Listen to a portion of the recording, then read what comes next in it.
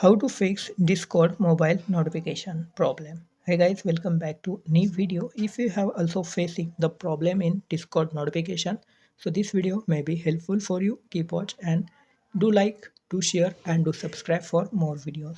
So if you have a problem, simply close your Discord and long press on your Discord application. After it, you can see app info option or symbol of app info. Just tap on it.